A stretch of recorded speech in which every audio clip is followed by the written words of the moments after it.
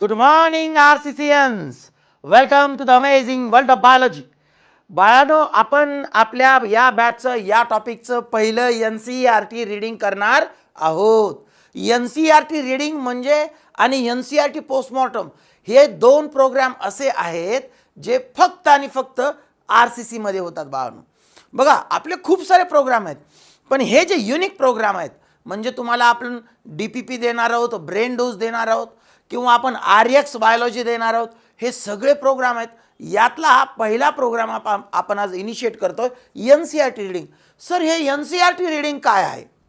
बघा, आपण जोही पार्ट शिकवलेला आहे तो तुम्हाला तुमचे ते टीचर्स त्या टॉपिकचे हा टॉपिक रीड करून देणार आहेत ऑनलाईन. बघा, आपण शिकवलेला NCERT आहे, कन्सेप्ट क्लिअरिटी पूर्ण आहे, पण ज्यावेळेस NCERT रीडिंग तुम्हाला आम्ही लाईन टू लाईन रीड करून देऊ, त्यातला पहिला मेन मोटो असेल तुम्हाला NCERT line to line understand व्हायला पाहिजे. दुसरं, या लाईन्सला बिटवीन द लाईन्स काय मिनिंग असू शकतो हे ऑलरेडी लेक्चरमध्ये सांगितलं आहे, पण ते इथंही आम्ही लिहून देणार आहेत. सोबत या लाईन्स किती महत्त्वाच्या आहेत, याच्याशी रिलेटेड अजून काय क्वेश्चन्स तयार होऊ शकतात, इथल्या लाईनवर कशा वेगवेगळ्या पद्धतीनं क्वेश्चन तयार होऊ शकतो सॉरी हे सगळं आम्ही सगळेजण मिळून हे सगळं तुम्हाला या टॉपिकमध्ये किंवा NCERT रीडिंगमध्ये सांगू. ठीक आहे ना? मग आता तुम्ही काय करायचं, तुम्हीही तुमचं बुक घ्यायचं, नोटबुक NCERT जे तुमचा देव आहे, बरोबर ना? आणि NCERT बरोबर रेड आणि ब्लू पेन घ्यायचं बाळांनो. हे रेड आणि ब्लू पेन घेतल्यानंतर तुम्हाला मी सांगणार तिथं ब्लूनं लाईन करा, जिथं सांगू तिथं रेडनं करा, आणि ब्रॅकेटमध्ये इकडं काय लिहायचं तेही मी सांगणार आहे. ठीक आहे ना? याचा फायदा तुम्हाला हा होणार आहे की तुम्ही 360 साठी प्रिपेअर करताय बायोमध्ये, सहजरित्या 360 मार्क्स पडू शकतात. त्यातली ही वन ऑफ द स्टेप्स आहे बाळांनो. ठीक आहे ना? So our interesting topic, microbes in human welfare. बाळांनो, आपण सुरू करूया. चला, काय बिसाइड मॅक्रोस्कोपिक प्लांट्स, बिसाइड म्हणजे मॅक्रोस्कोपिक प्लांट आणि ॲनिमल आहेत, तरी सुद्धा microbes are the major component of a biological system. बघा, हे जे मॅक्रोस्कोपिक ऑर्गॅनिझम आहेत, या जे प्लांट आणि ॲनिमल आहेत, यांच्या सोबत मायक्रोब्स सुद्धा मेजर कंपोनंट आहेत बायोलॉजिकल सिस्टम. ही टर्म मी तुम्हाला सांगितली होती. बायोलॉजिकल सिस्टमला लिहा तिथं living world on this earth. बर, मग you have studied about diversity of living organism in class 11. तुम्हाला माहित आहे लिव्हिंग ऑर्गॅनिझममध्ये विविधता आहे, डायव्हर्सिटी आहे बेटा. ठीक आहे ना? Do you remember which kingdom among the living organism content micro organism? बघा, कुठल्या किंगडममध्ये मायक्रो ऑर्गॅनिझम असतात तर तुम्हाला माहिती आहे मोनेरामध्ये असतील, प्रोटिस्टामध्ये असतील. अरे बाळांनो, फंगाय सुद्धा युनिसेल्युलर आहेत. इवन तुम्हाला मॅक्झिमम सगळे जे मायक्रोस्कोपिक ऑर्गॅनिझम आहेत हे लोअर कॅटेगरीत आहेत. मी बोललेलं काय आलं, ॲनिमल्समध्ये तुम्हाला भेटेल का मायक्रोस्कोपिक ऑर्गॅनिझम? नाही. But which are the ones that are only microscopic, म्हणजे तुम्हाला अशा कुठल्या कुठल्या किंगडममध्ये मायक्रोस्कोपिक ऑर्गॅनिझम भेटतील, तर तुम्हाला मी आताच नावं सांगितली. Which are the ones that are only microscopic. Microbes are present everywhere, सगळीकडे, in soil, water, air, inside our bodies and that of other animals and plants. सगळीकडे आहेत ते. They are present even at the site where no other life form could possibly exist. अशा ठिकाणी पण ते आहेत जिथं इतर कुठलेच सजीव, लाईफ फॉर्मचा अर्थ आहे लिव्हिंग बिईंग्स किंवा living organisms, could possibly exist, तिथे राहू शकत नाहीत. Site such as deep inside the geyser. गीझरचा अर्थ काय? Thermal vent. थर्मल व्हेंटचा अर्थ काय? बाळांनो, समुद्राच्या पोटामध्ये, deep inside the sea there are organisms which are living there. म्हणजे समुद्रामध्ये जर खोल दरी असेल तर त्याला म्हणायचं डीप गीझर. जिथं उष्ण पाण्याचे झरे असतात, म्हणजे समुद्रामध्ये ज्वालामुखीचा जिथं उद्रेक होतो ना, तिथं जिथं ज्वालामुखीचा उद्रेक झाला आहे तिथलं पाणी हॉट असतं, गरम असतं. हॉट म्हणजे दिसायला नाही, गरम गरम, त्याला म्हणायचं गीझर्स किंवा थर्मल व्हेंट. वेअर अशा ठिकाणी सुद्धा तुम्हाला लिव्हिंग ऑर्गॅनिझम्स म्हणजेच मायक्रो ऑर्गॅनिझम्स दिसतात. Where the temperature may be as high as 100 degree. म्हणजे गिझर्समध्ये टेम्परेचर किती असतं, जवळपास 100 डिग्री सेल्सिअस. हा पण MCQ असू शकतो. याला तुम्ही असं करायचं VMCQ. व्ही म्हणजे व्हेरी इम्पॉर्टंट MCQ. बघा नीटवाले काही पण विचारू शकतात. यावर्षी त्या ईची व्हॅल्यू विचारली, ईची व्हॅल्यू काय आहे, right. Deep inside the soil under the layers of snow several metre thick. जर तुमच्याकडं अशी बर्फाची लादी असेल, गादी असेल, म्हणजे स्नो लाडन एरियामध्ये, बर्फाळ प्रदेशामध्ये, तिथं सुद्धा बर्फाच्या खाली मायक्रो ऑर्गॅनिझम आहेत. इन हायली ॲसिडिक कंडिशन, त्यांना आपण ॲसिडोफिल्स म्हणतो बाळांनो. Microbes are diverse protozoa, bacteria, fungi and microscopic animal and plant, viruses, viroids and also prion. प्रिऑन्सला त्यांनी एक शब्द वापरला आहे, प्रोटेनिशियस इन्फेक्शियस एजंट्स. बघा व्हायरॉइड काय आहे सांगितलं होतं, सांगा बरं.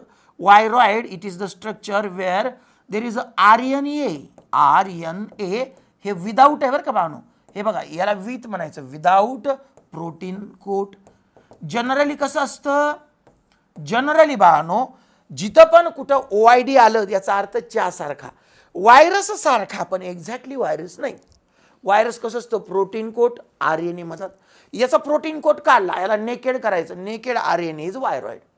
पुन्हा प्रिऑन्स म्हणजे जस्ट फोल्डेड प्रोटीनचा मॉलिक्यूल असतो. हा लिव्हिंग बॉडीमध्ये गेला तरी इन्फेक्शन करतो, त्याला आपण प्रिऑन्स म्हणले. हे सगळे मायक्रो ऑर्गॅनिझम आहेत, हो ना. मग आता आपला इंटरेस्ट कोणामध्ये बाळांनो, लक्ष देऊ नाही का. आपला इंटरेस्ट, तुमचा इंटरेस्ट कोणामध्ये मला माहीत नाही, पण आपला interest as a student of RCC बघू कोणाचा आहे.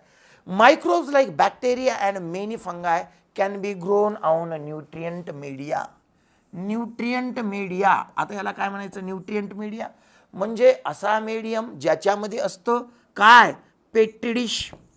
या पेट्री डिशमध्ये काय असेल सर, या पेट्री डिशमध्ये असतं अगार जेल. काय असतं, अगार जेल. या पेट्री डिशमध्ये अगार जेल आहे, हे याला म्हणायचं न्यूट्रिएंट मीडिया. आणि मला सांगा अगार जेल जे इथं लिहायचं आहे तुम्ही पण, agar gel is synthesised by red algae, हे पण लिहायचं. सो याला म्हणायचं आपण पूर्ण NCERT रीडिंग, ठीक आहे ना. To form colonies that can be seen with naked eyes. बघा तुम्हाला एक महत्त्वाचा क्वेश्चन, हा तुमचा बॅक्टेरिया आहे, हा मायक्रोस्कोपिक आहे, पण या बॅक्टेरियाचं पॉप्युलेशन म्हणजे खूप सारे बॅक्टेरिया एकत्र आले, तर याला म्हणायचं बाळांनो बॅक्टेरियल कॉलनी. लक्ष देऊ नाही का. आता hidden informative, bacteria is a microscopic. You cannot observe bacteria by your naked eyes, but colony of the bacteria is not a microscopic structure. You can see it very easily. ठीक आहे ना. So काय म्हणलं, colony जी असते ना बॅक्टेरियाची, it can be scene और it is visible bye naked eyes.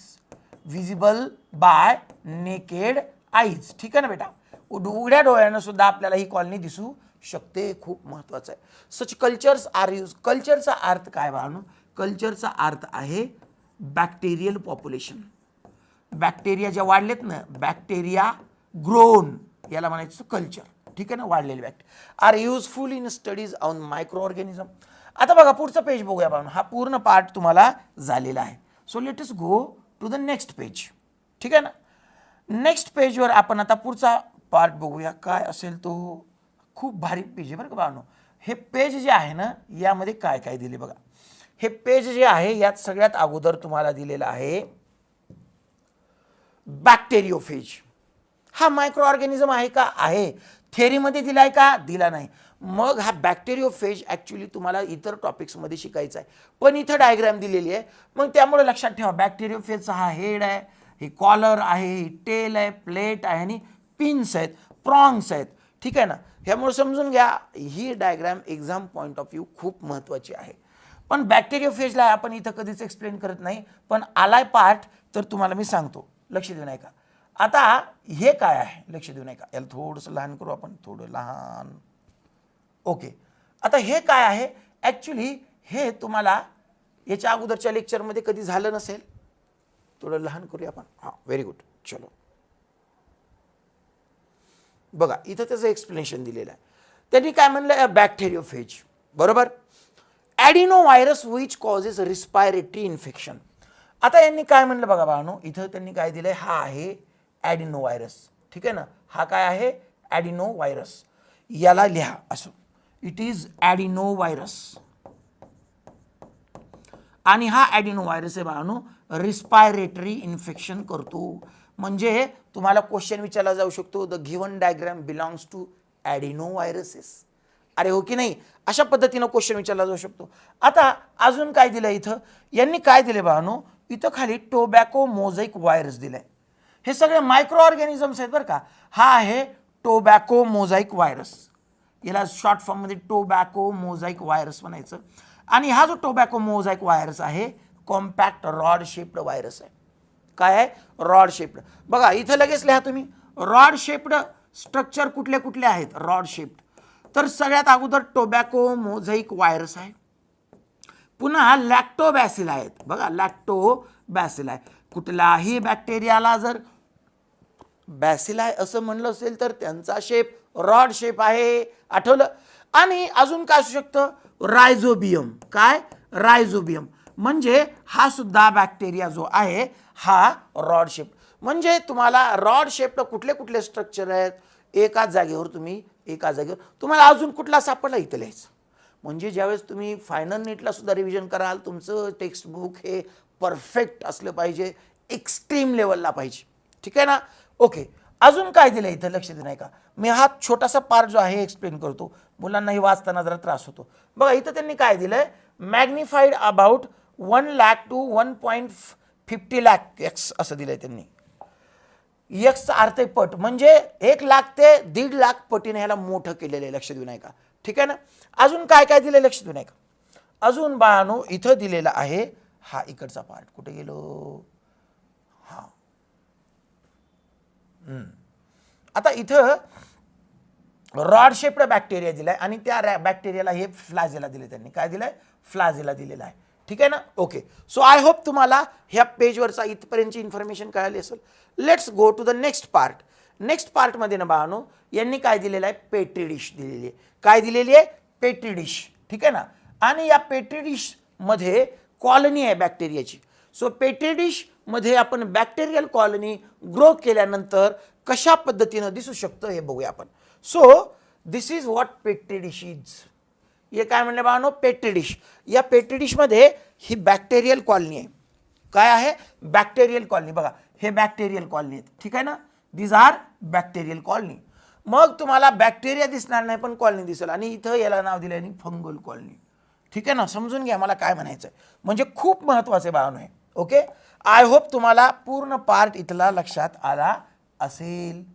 ठीक आहे, आता आपण पुढच्या पेजवर जाऊया. जर पुढच्या पेजवर गेलो तर काय दिसतं, हा थेरी पार्ट आहे. ओके, ठीक आहे ना, याला थोडंसं मोठं करू आपण. ओके, चलो. So let's go to the next part. In chapter 8 you have read that microbes causes a large number of diseases in human beings. They also cause diseases in animals and plants, but this should not be make you think that all microbes are harmful.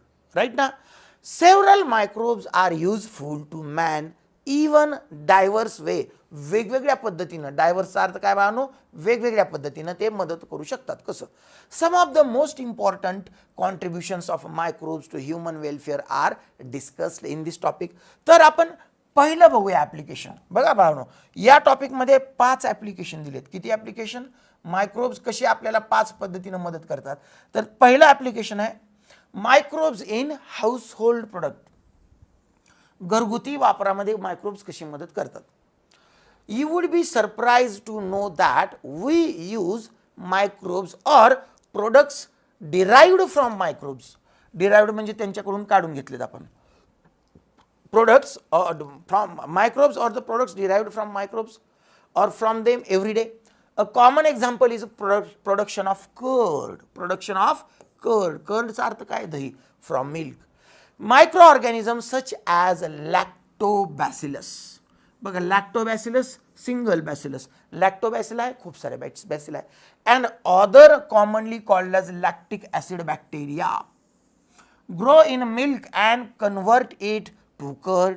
म्हणजे मिल्कचं conversion कर्डमध्ये कोण करतं? Lab करतं. मी बोललेलं कळलं. During growth lab produces acids. बघा lab produces हे खूप महत्त्वाचे बाळांनो. बघा ड्युरिंग ग्रोथ हे मायक्रो ऑर्गॅनिझम ग्रो करायलेत आणि ग्रो करताना काय करतायत? हे ग्लुकोज या लॅक्टोज शुगरला खात आहेत. During growth the LAB produces acid. काय तयार करतात? Acid that coagulate. सो पहिल्यांदा ॲसिड काय करतं? कोॲग्युलेट करतं आणि पार्शियली डायजेस्ट करतं. लक्षात ठेवा, NCERTनं जो सिक्वेन्स दिलाय तोच लक्षात ठेवायचा आहे, भले तो वेगळा असेल. सो पहिल्यांदा ॲसिड्स कोॲग्युलेट करतात आणि पार्शियली डायजेस्ट करतात. कुणाला? Milk protein. Milk protein generally कुठला असतो माहिती आहे का तुम्हाला? केसिन नावाचा मिल्क प्रोटीन आहे, लक्षात ठेवा बाळांनो. A small amount of curd is added to the fresh milk as inoculum or starter. तुम्हाला माहिती आहे आई दुधापासून दही बनवते त्यावेळेस त्यामध्ये थोडंसं दही टाकते.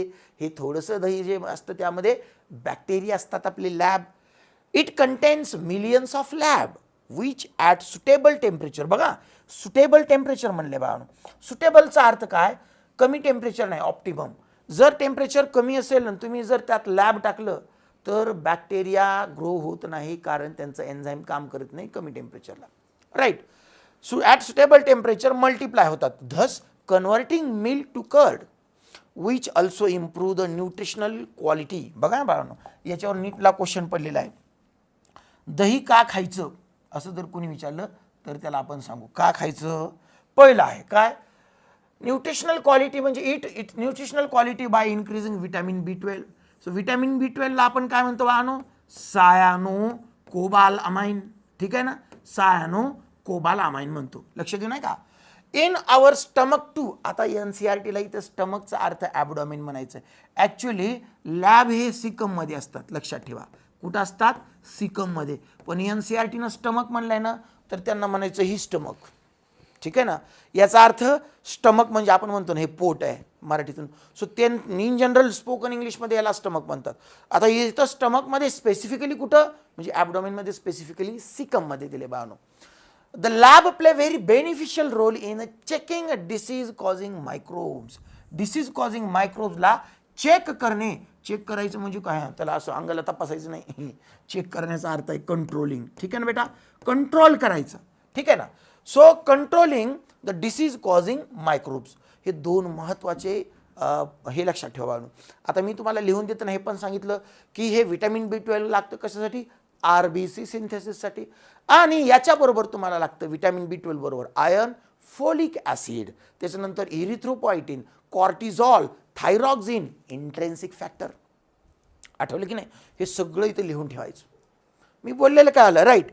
द डो. आता डोचा अर्थ आहे पीठ. Which is used for making food such as dosa and idli is also fermented by bacteria. The puffed up appearance खूप महत्त्वाचं, यावर्षी क्वेश्चन विचारला जाऊ शकतो. काय? दी पफ्ड अप, फुगलेलं. बघा आपले चुरमुरे असतात ना त्यांना पफ्ड राईस म्हणतात. म्हणजे तुम्ही जर इडली डोसेसाठी पीठ केलं आहे ना, एवढं रात्री असल्यावर संध्याकाळी सकाळी एवढं बस म्हणून होते. बघा the puffed up appearance of dough is due to the production of CO2 gas. Can you tell which metabolic pathway is taking place resulting the formation of CO2? The answer will be of alcohol fermentation. आम्हाला डोळे बंद करून येते sir हे. Right.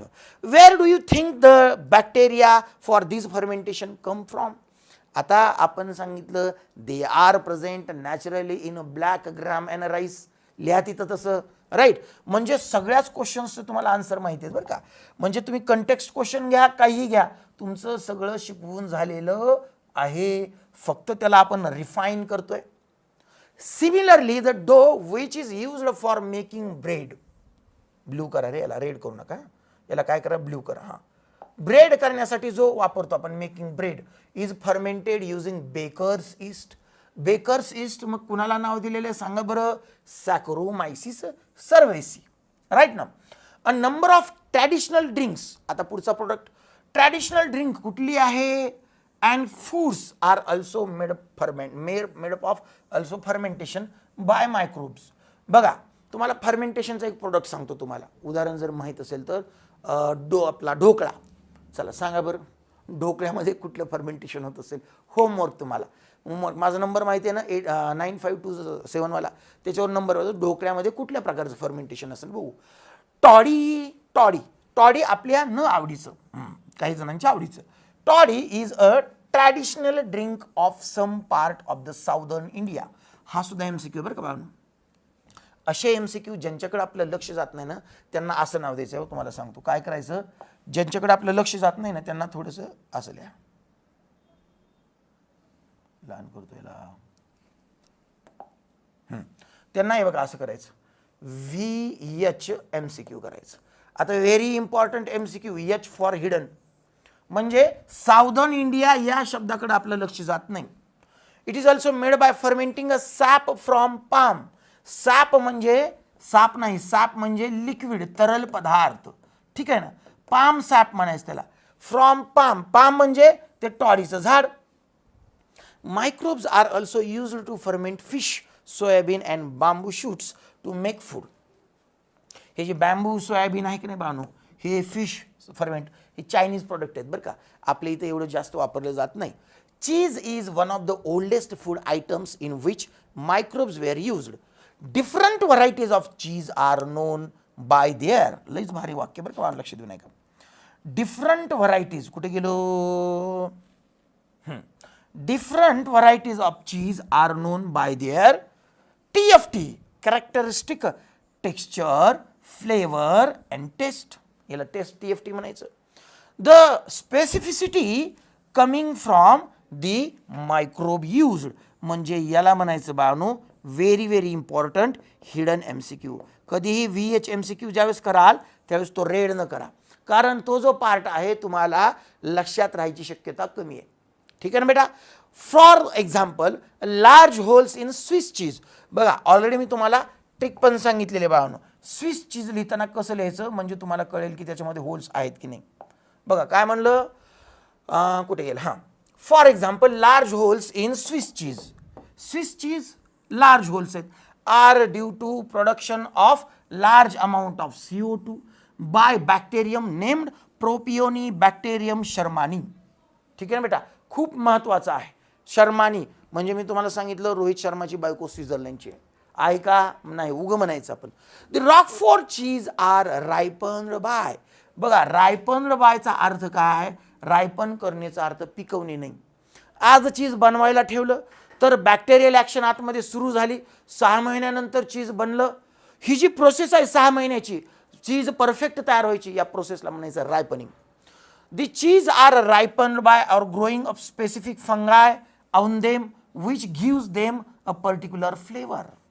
लक्ष देऊ नये का, एक इंटरेस्टिंग कन्सेप्ट आहे बाळांनो. इथं काय म्हणलंय बघा, दी रॉकफोर्ट चीज, कुठे गेलं, the Roquefort cheese are ripened by growing a specific fungus. म्हणजे एक रॉकफोर्ट चीज हे फंगल ओरिजिनचे, मी तुम्हाला ऑलरेडी सांगितलेलं आहे.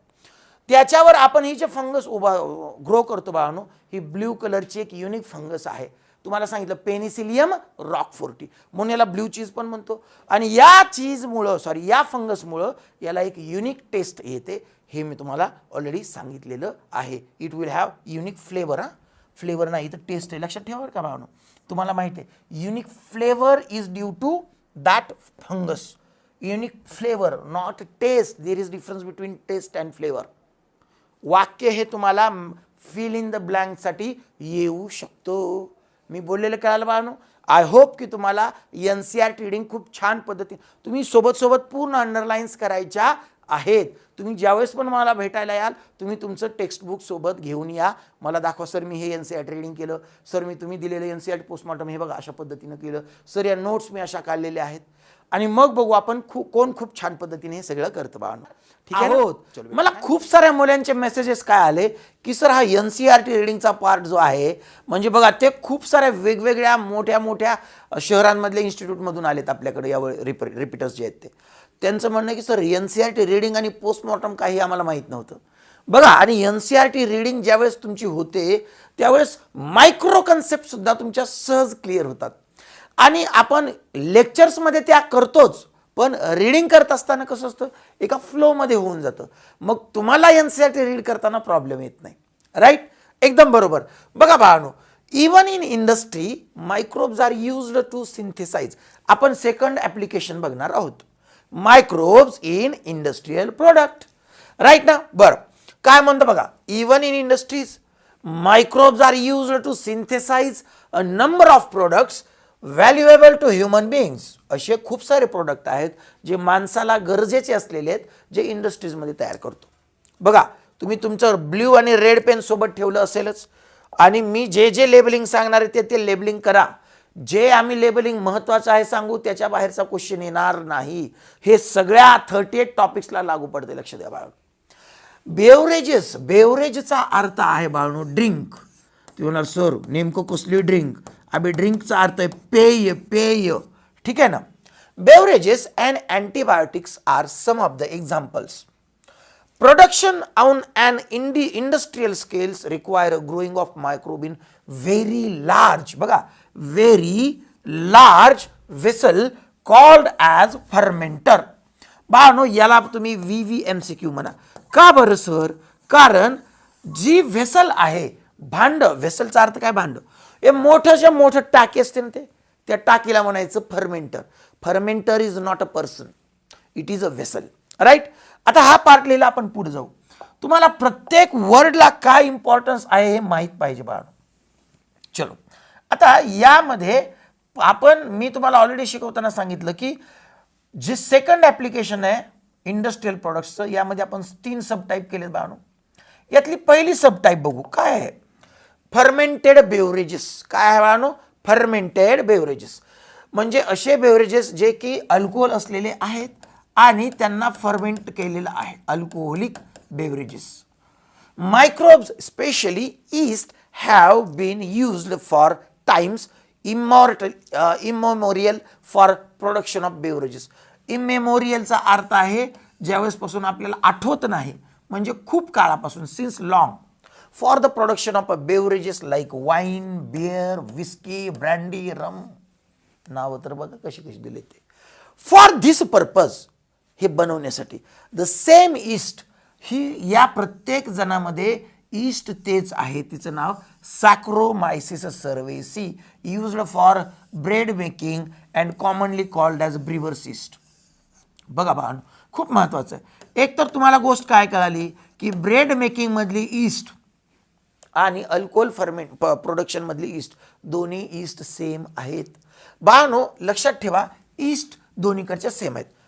आता हे जे brewer's yeast is used for fermenting malted cereals and fruit juices. बघा बाळांनो, malted cereals and fruit juices actually it is the substrate. काय आहे बाळांनो? हा सबस्ट्रेट आहे. याला दुसरं नाव NCERTनं दिलेलं आहे रॉ मटेरियल. प्रोड्युसेस इथेनॉल म्हणजे दारू. Do you recollect the metabolic reaction which result in the production of ethanol by yeast? बाळांनो, या मेटाबॉलिक रिॲक्शनला आपण म्हणतो अल्कोहोल फर्मेंटेशन. राईट. आता काय म्हणलं बघा, depending on the type of beverage, depending on the type, बघा रेड पॉईंट. आता depending on the type of the raw material used, म्हणजे रॉ मटेरियल तुम्ही काय वापरलंय, काय वापरलं? माल्टेड सिरियल्स वापरले की फ्रूट ज्यूस वापरलं. For the fermentation and the type of process with or without distillation, it is very very important hidden MCQ. या 2 फॅक्टरवरच सगळी प्रोसेस और कुठल्या प्रकारचं अल्कोहोलिक बेवरेज तयार होतं आहे डिपेंड आहे. ठीक आहे ना बाळा? ओके, या 2 प्रोसेसवर बघ, with or without distillation. Right ना? ओके, डान्स करायला. ठीक आहे.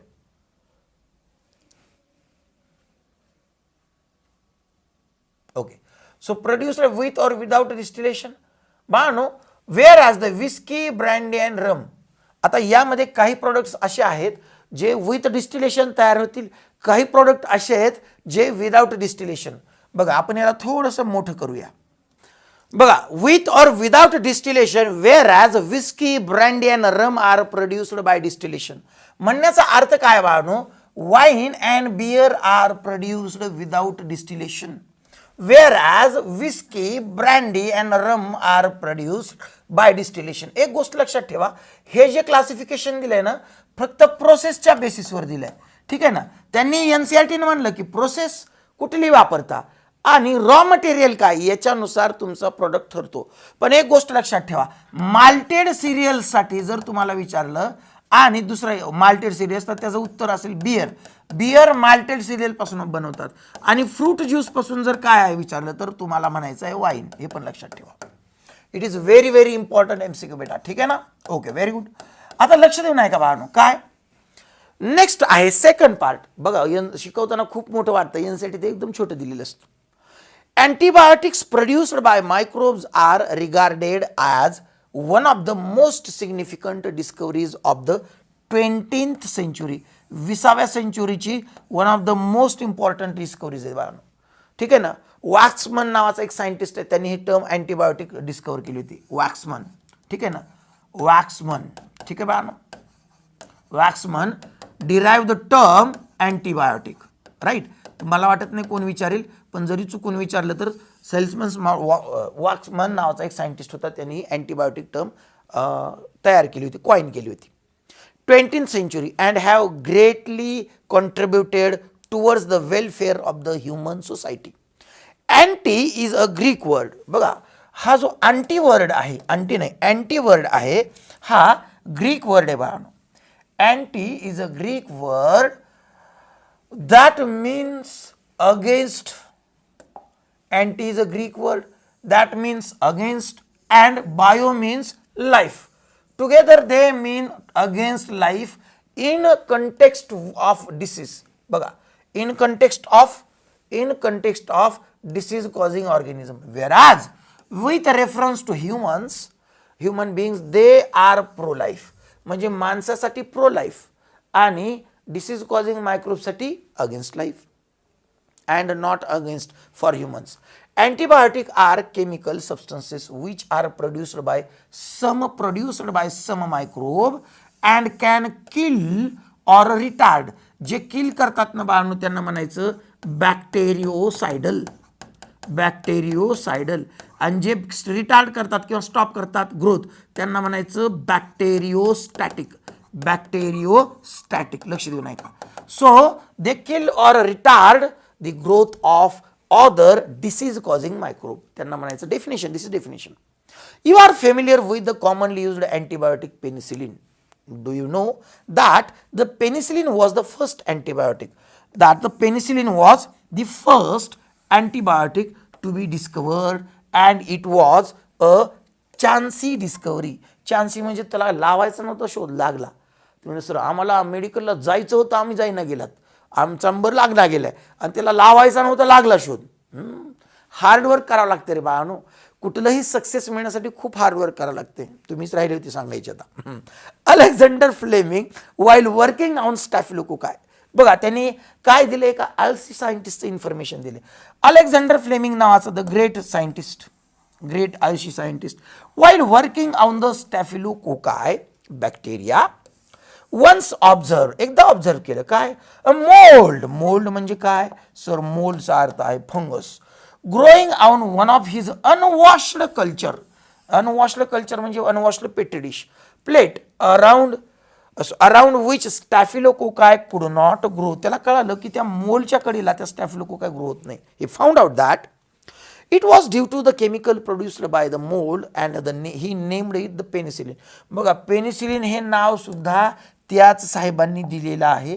त्यांचं नाव आहे अलेक्झांडर काका. हे जे अलेक्झांडर काका आहेत त्यानुसार आमचे मामा आहेत ते. ठीक आहे, अलेक्झांडर मामा आहेत. यांनी पहिले पेनिसिलिन नावाचं एक अँटीबायोटिक शोधलं. पेनिसिलिन अँटीबायोटिक शोधलं नाही, ॲक्च्युली त्यांनी केमिकल शोधलं. It can be used as an antibiotic was discovered by Florey Chain. Working on Staphylococci bacteria, once observed a mold growing in one of his unwashed culture plates around which Staphylococci could not grow. He found out that it was due to the chemical produced by the mold and he named it penicillin. So penicillin ही जर term कोणी दिली तर त्याचं उत्तर आहे Alexander Fleming. Term was coined by Alexander Fleming. Penicillin बरं का. After the mould penicillin notatum, म्हणजे पेनिसिलिन नोटॅटम नावाची मोल्ड होते, फंगस होते आणि त्याच्या नावावरून पेनिसिलिन आली. However its full potential as an effective antibiotic was established much late by Ernst Chain and Howard Florey. Howard Florey आणि अर्न्स्ट चेन नावाच्या 2 कार्यकर्त्यांनी याचं अँटीबायोटिक पोटेन्शियल शोधलं. तेवढंच केलं नाही बघा. दिस अँटीबायोटिक वॉज एक्सटेन्सिव्हली, खूप लार्ज प्रमाणामध्ये used to treat American soldiers who wounded in world war second. दुसऱ्या वर्ल्ड वॉरमध्ये अमेरिकन सोल्जर जे जखमी झाले होते त्यांना ट्रीट केलं. Fleming, Chain and Florey were awarded the Nobel prize in 1945 for such a discovery. बघा, फ्लोरी अँड चेनला इमानदार होते. त्यांनी याचं कॉन्ट्रीब्युशन, याचं श्रेय त्या आपल्या अलेक्झांडर फ्लेमिंगला सुद्धा दिलं. नेक्स्ट पेज जायचं का बाळांनो? चलो, व्हेरी गुड. बघा, NCERT रीडिंग हा जो असा पार्ट आहे बाळांनो, तुम्ही जो आठवड्याभरात वाचलेला पार्ट आहे, कधी कधी पूर्ण 1-2 लेक्चरमध्ये ते NCERT रीडिंगला होऊन जातं. लक्षात आलं ना? Right, okay. आता लक्ष देऊ नाही का? After penicillin other antibiotics were also purified from other microbes. Can you name some of the other antibiotics and find out their sources? Antibiotics have greatly improved our capacity to treat deadly diseases such as plague, whooping cough, काली खांशी and diphtheria. बघा, याच्यामध्ये यावर्षी नीटला पडणारा question आहे बाळांनो. काय question आहे सर आणि तुम्हाला कसं कळाला? लक्ष देऊ नाही का? इथं तुम्हाला मॅच द करेक्ट पेअर खूप महत्वाचा आहे. मॅच द करेक्ट पेअर, ठीक आहे ना? म्हणजे काय मॅच द करेक्ट पेअर? कुठल्या कुठल्या डिसिजेसच्या अगेन्स्ट अँटीबायोटिक वापरतात त्यांचे नाव दिलेत. प्लेग, ठीक आहे ना? प्लेग हा एक असा डिसीज आहे ज्याच्यामध्ये bacteria, it is a bacterial disease बेटा. वुपिंग कफ म्हणजे काली खाशी, त्याला मराठीतून आपण डांग्या खोकला असं म्हणतो. एवढं माणूस खोकतं की शेजारच्या बाहेरच होऊन जाईल एवढं. सो तुम्हाला क्वेश्चन असा असेल, सेक्शन तुम्हाला कॉलम ए मध्ये वुपिंग कफ असेल, डिप्थेरिया असेल आणि लेप्रसी असेल, आणि कॉलम बी मध्ये काली खासी असेल, गालघोटू आणि कुष्ठरोग असेल. बाळांनो, मॅच द करेक्ट पेअरसाठी यावर्षी क्वेश्चन येणार म्हणजे येणार तुमच्या नीटला 2022ला. Which used to kill millions of over globes. म्हणजे असे हे आजार आहेत ज्यांच्यामुळं मिलियन्स ऑफ लोकांची डेथ झालेली आहे ह्या ग्लोबमध्ये, म्हणजे पृथ्वीवर. We cannot imagine a world without antibiotic, ठीक आहे ना? आता last third application, chemicals, enzymes and other bio active agents. Other म्हणजे इतर बायो ॲक्टिव्ह एजंट्स, ठीक आहे ना? बघूया काय काय दिलंय. Microbes are also used for commercial and, blue न नाही, रेड न करायचं बरं का बाळांनो, आपलं सॉरी, ब्लू न करा. Commercial and industrial production of certain chemicals like organic acids, alcohols and enzymes. Example of acid producers are Aspergillus niger, ठीक आहे ना? It is a fungus of citric acid. काय तयार करते? सायट. आतापर्यंत या बीटवर 3 वेळा नीटला क्वेश्चन आलाय, फक्त नीटला 3 वेळा, इतर एक्झामला. त्यामुळे आयाच्या पुढे पण यायची शक्यता आहे. एक गोष्ट लक्षात ठेवा, common things are always common. हा रूल मेडिकल कॉलेजचा आहे की जे डिसिजेस कॉमन आहेत ना ते नेहमी कॉमन असतात.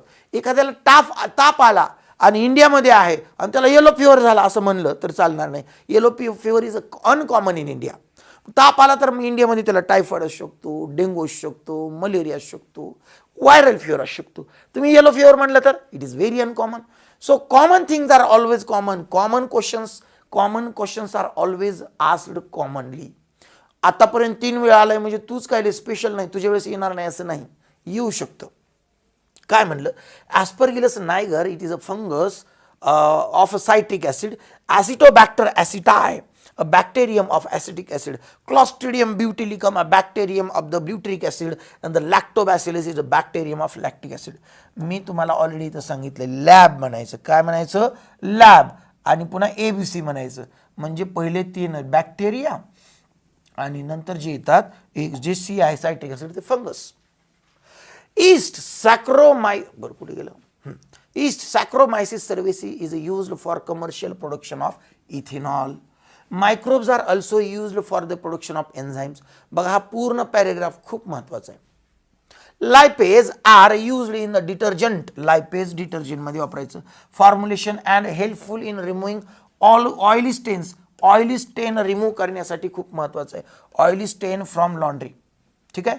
You must have noticed that bottled fruit juices. Next आहे, bottled fruit juices are brought from the market are clearer as compared to those made at home. This is because the bottled juices are clarified by the use of pectinases and proteases. सगळं तोंड पाठ आहे तुम्हाला, मला माहिती आहे, आणि तेही न पाठ करता. ठीक आहे ना. Streptokinase produced by the bacterium Streptococcus and modified by genetic engineering. आता बघा इथं काय म्हणले, जेनेटिक इंजिनिअरिंगचा वापर करून आपण स्ट्रेप्टोकोकसला मॉडिफाय करू शकतो. बघा, स्ट्रेप्टोकोकाय कॅन प्रोड्यूस स्ट्रेप्टोकायनेज. पण जेनेटिक इंजिनिअरिंगमध्ये, बायोटेक्नॉलॉजीमध्ये काय करतात, हा जो स्ट्रेप्टोकायनेज तयार करायचा, एन्झाईम तयार करायचा जो जीन आहे, तो अशा नॉन व्हायरुलंट एखाद्या बॅक्टेरियामध्ये टाकतात, जो खूप जास्त प्रमाणामध्ये स्ट्रेप्टोकायनेज तयार करू शकतो. Is used as a clot buster.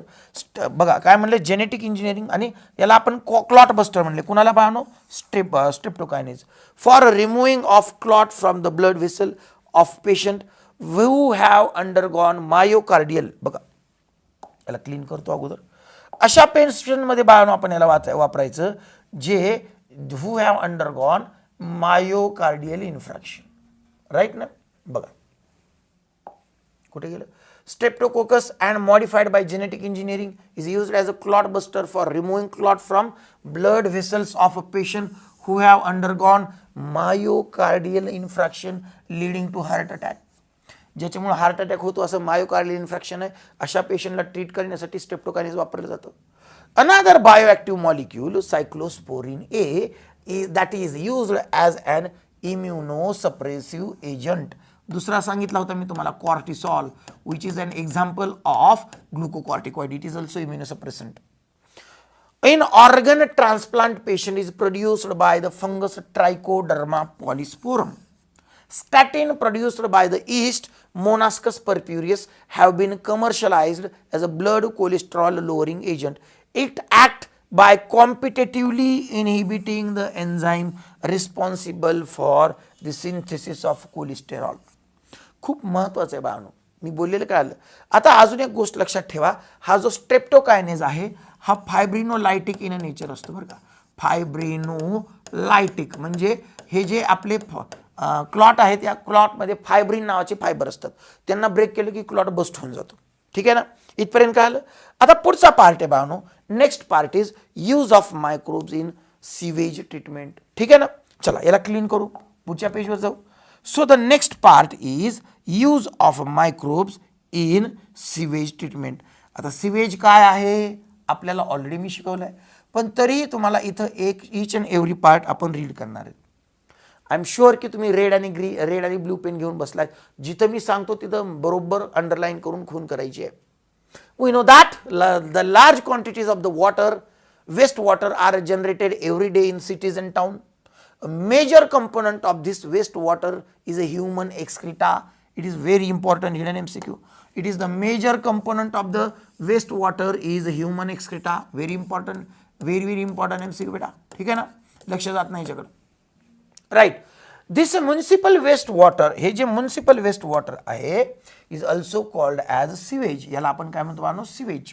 It contains large amount of organic matter and microbes. बघा एवढंच नाही आहेत, अजून खूप सारे आहे. Many of which are pathogenic. Have you ever wondered where this huge quantity of sewage or urban waste water is disposed daily. ठीक आहे ना. बघा मी तुम्हाला काय सांगितलंय की सिवेजमध्ये 5 कंपोनंट आहेत, पण इथे एक लाईन दिली, it contains large amount of organic matter and microbe. तर वाक्य लक्षात ठेवा, लार्ज अमाऊंट ऑफ काय आहे बाळांनो, ऑर्गॅनिक मॅटर. त्यात ह्युमन एक्सक्रेटा आला आणि ऑर्गॅनिक मॅटर पण आला आणि मायक्रोब पण आहेत. ठीक आहे ना. This cannot be discharge in to natural water bodies like rivers and streams. Water बॉडीचा अर्थ आहे जलाशय. River and stream, directly stream म्हणजे धबधबे किंवा ओढे. You can understand why before disposal. Hence, sewage is treated in a sewage treatment plant to make it less polluting. बघा sewage treatment plant काय करतं, make that sewage into less polluting water. The treatment of waste water is done by, ही जी waste वॉटरची किंवा सिवेजची treatment आहे ना बाळांनो, कोण करतं लक्ष देऊ नाही का. इट इज डन बाय, कोण करत असेल, प्रायमरी अँड सेकंडरी ट्रीटमेंट करते सर. हां एकदम बरोबर. हेट्रोट्रॉपिक मायक्रो ऑर्गॅनिझम कोण करतं बाळांनो, हेट्रोट्रॉपिक मायक्रो ऑर्गॅनिझम. ठीक आहे ना. आता लक्ष देऊ नाही का, तुम्हाला मी ऑलरेडी सांगितलेलं आहे इथं जे मायक्रोब्स आहेत हे हेटेरोट्रॉपिक आहेत आणि एरोबिक आहेत. कसे आहेत, हेटेरोट्रॉपिक आणि aerobic. Right. Heterotrophic microbes naturally present in sewage. बघा सगळ्यात महत्त्वाचे बाळांनो, these heterotrophic microbes are naturally present in sewage. It is very very important, naturally present. This treatment is carried out in two stages. Primary stage, primary treatment. These treatment steps basically involve physical removal of particle, large and small particle. बघा basically काय involve आहे, physical removal, physical removal, म्हणून तर याला आपण म्हणलेलं बाळांनो physical treatment. आणि एक गोष्ट लक्षात ठेवा, या फिजिकल ट्रीटमेंटमध्ये आपण इनऑर्गॅनिक सबस्टन्सला रिमूव्ह करणार आहेत. इनऑर्गॅनिक सबस्टन्स हे याला म्हणायचं NCERT based. Physical removal of particles large and small from the sewage through filtration and sedimentation. These are removed in stages. Initially, floating debris is removed by sequential filtration. Then the grit, that is soil and small pebbles, are removed by sedimentation. बघा NCERT ना components असे वेगळे दिलेले नाहीत, पण मी तुम्हाला understand होण्यासाठी सिवेजमध्ये 5 component असे अशा पद्धतीने इन्युमरेट केलेत जे तुम्हाला त्याच सिक्वेन्सनं रिमूव्ह करायचे. ठीक आहे ना बेटा. All solids that settle from the primary sludge forms, all solid सगळे जे काही सॉलिड्स आहेत that settle form primary sludge तयार करतात. and the supernatant form the effluent. आणि जे वर आहे सुपरनेटंट त्याच्यापासून काय तयार होईल बाळांनो, इफ्लुएंट तयार होईल. राईट ना. आणि हे सगळं मी तुम्हाला अशा पद्धतीने शिकवलंय बाळांनो ज्या पद्धतीनं तुम्हाला पाठ करण्याची गरज नाही. Settle forms primary sludge and the supernatant forms effluent.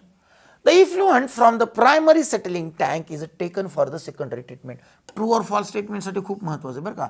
The effluent from the primary settling tank is taken for the secondary treatment. It is very important for true or false statement. बघा आता अजून एक तुम्हाला इथे एक diagram दिली बाळांनो. ही diagram तुम्ही तुमच्या पुस्तकात बघा आणि this is the diagram given for secondary treatment.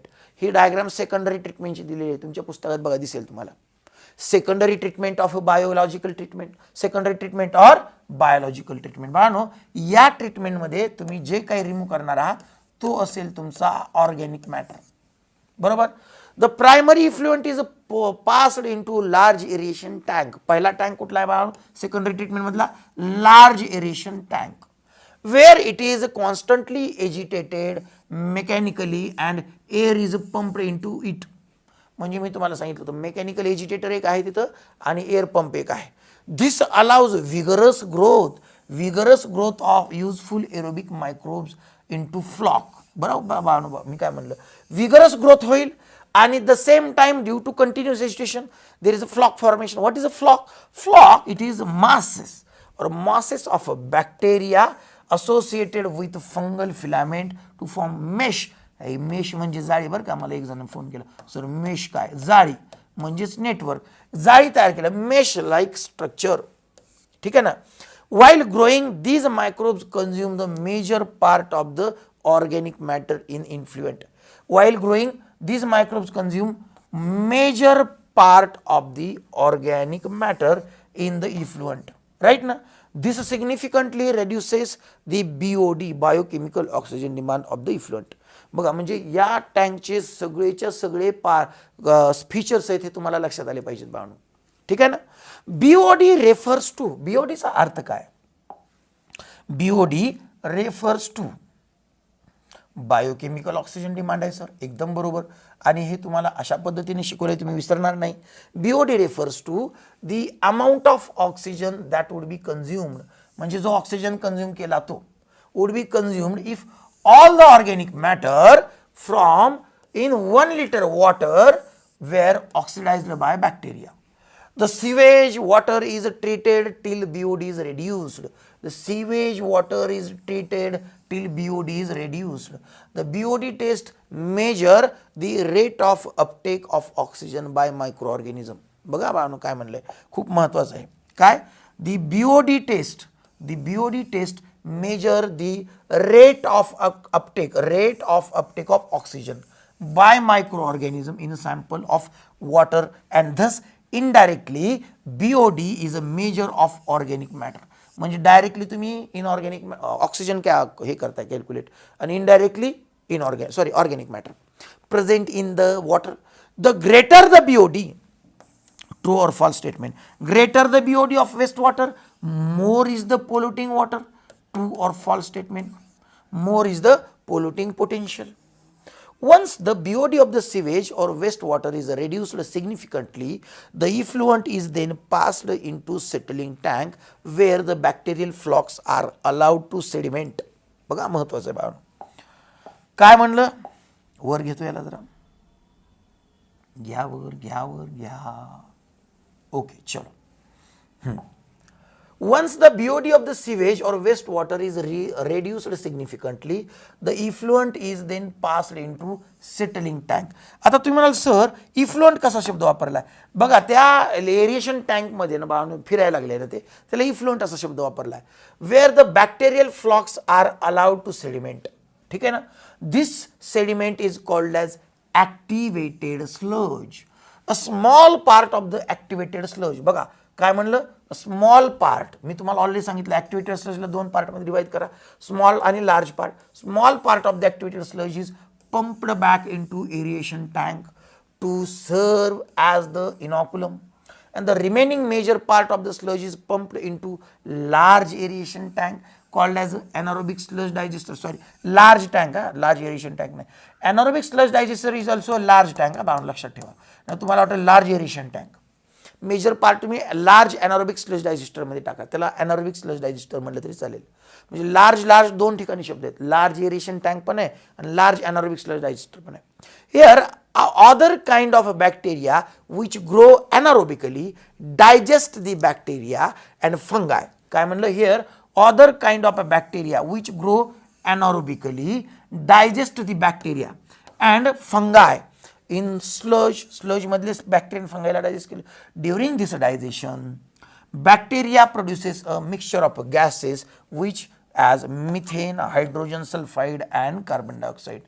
बघा composition of biogas in anaerobic sludge digester तुम्हाला क्वेश्चन विचारला जाऊ शकतो. It is very important MCQ, hidden MCQ. H म्हणजे these gases from biogas and can be used as a source of energy as it is inflammable.